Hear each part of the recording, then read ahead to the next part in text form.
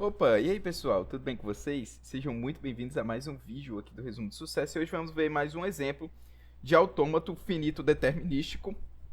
Hoje a gente vai trabalhar com um exemplo para ver como é que a gente pode lidar com um autômato que deve identificar palavras que não contêm uma determinada concatenação. Então, vamos lá, né? Bem, o exemplo ele pergunta se a gente é capaz de construir um autômato que reconhece palavras que não podem ser formadas pela concatenação de blocos ABA. Lembrando que a ideia da concatenação é eu sempre ter ABA, ABA, ABA, ABA e assim vai sucessivamente, né? Então a ideia é sempre eu ter essa repetição e não ter nenhuma coisa diferente disso, certo? O que eu quero é justamente identificar palavras que não possuem essa propriedade, certo? Uma dica aqui do que a gente pode trabalhar é, primeiramente, montar o autômato como se a gente quisesse identificar a concatenação ABA, certo? Então, vamos lá. Inicialmente eu tenho o meu Q0, beleza? E aí logo em seguida eu teria que identificar o meu dígito A, que é o que inicia o bloco ABA, certo? E aí eu mando para um estado Q1, certo? Após o A deveria vir um B, mando para o estado Q2 e o próximo A que eu identificasse, ele seria o fechamento desse bloco. E em uma palavra que tem a concatenação ABA, após esse A eu deveria ter o início de um outro ABA e assim ia seguindo nesse loop, certo? Então, aqui do Q2, quando ele identifica um A, ele volta aqui para a minha condição inicial, certo? Então aqui nós temos já um autômato aqui, um início de um autômato que identifica um bloco ABA, certo? Bem, vamos fazer agora os outros caminhos, certo? Bem, aqui no Q0 eu precisaria fazer um caminho para o B, né? Seguindo a ideia que eu quero encontrar palavras que têm a concatenação ABA, certo? Se eu identificasse um B, eu já teria que mandar para um estado de rejeição, por exemplo. Então seria o que eu vou fazer, certo? Para o Q1, se eu encontrasse também um A, eu mandaria para o estado de rejeição, porque se eu tivesse AA, eu já quebraria a concatenação, né? Eu não teria um bloco ABA aí, já quebraria a regra, né? Então eu mando para o meu estado de rejeição. E o meu Q2, né, se eu também identificasse um B, eu também mandaria para o estado de rejeição. E aí pronto, nós temos um autômato que ele identificaria palavras com concatenação de blocos ABA.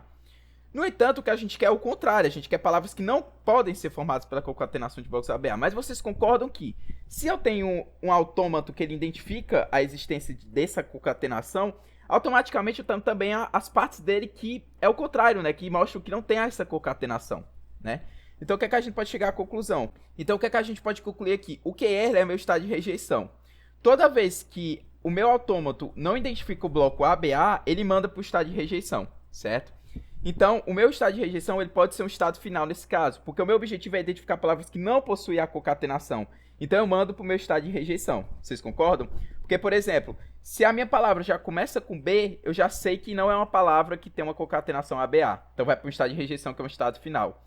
Se eu tenho AA, eu também sei que não é um bloco ABA, quebra a concatenação. Então, já mando para um estado de rejeição. ABB também quebra a concatenação, mando para cá. Então, aqui eu tenho um estado final. Essa é uma característica, certo? Normalmente nesses autômatos que para identificar não concatenação, a gente acaba botando o estado de rejeição como estado final. Nessa linha de raciocínio, certo? Bem, mas não é apenas ele que pode ser um estado final. Se a gente parar para observar em relação às propriedades dos outros estados, né? O meu Q0, ele justamente, além de ser o início, né? Uma palavra vazia, ele também representa a propriedade de identificar bloco ABA, certo? Vocês podem ver que toda vez que eu identifico um bloco ABA, ele vai mandando para o Q0, certo? Então ele representa uma concatenação, certo? Se você ficasse ABA, ABA, ABA, ele ia sempre ficar parando no Q0, certo? E lembrem também que uma palavra vazia, ela é algo válido na propriedade da concatenação, certo? Então eu sei que o meu Q0 ele não vai ser um estado final, porque o que eu quero são justamente palavras que não possuem essa concatenação, certo? O meu Q1 e o meu Q2, eles representam coisas que não representam a concatenação de bloco ABA. Por exemplo, se a minha palavra for só um A não é um bloco ABA, então não é uma concatenação. Então, o meu Q1 pode ser um estado final.